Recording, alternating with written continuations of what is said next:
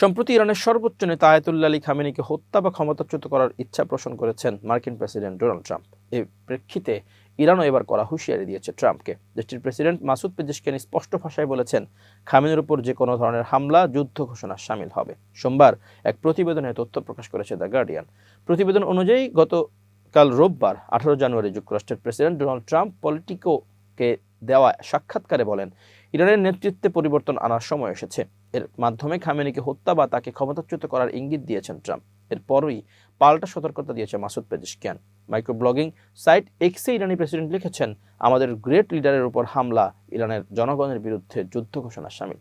দেশটির সাধারণ মানুষ যে অর্থনৈতিক দুরবস্থার মধ্যে দিয়ে যাচ্ছেন, সেটির জন্য যুক্তরাষ্ট্র ও পশ্চিমা দেশগুলোর অর্থনৈতিক নিষেধাজ্ঞাকে দায়ী করেছেন মাসুদ পেজেশকিয়ান। তিনি বলেছেন, ইরানিদের জীবনে বর্তমানে যে আর্থিক কষ্ট এবং দুরবস্থা দেখা যাচ্ছে, তার অন্যতম প্রধান কারণ হলো মার্কিন সরকার ও তাদের মিত্রদের দীর্ঘদিনের শত্রুতা এবং অমানবিক নিষেধাজ্ঞা।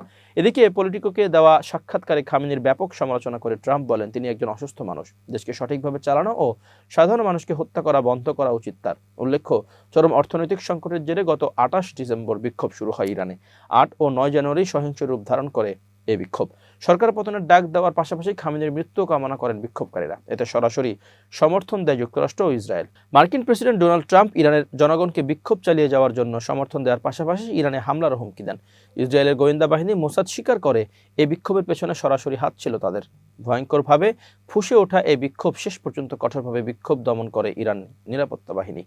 দেশটির সরকারি সূত্রের তথ্য অনুযায়ী 5,000-এর বেশি বিক্ষোভকারী নিহত হয়েছেন এই বিক্ষোভে।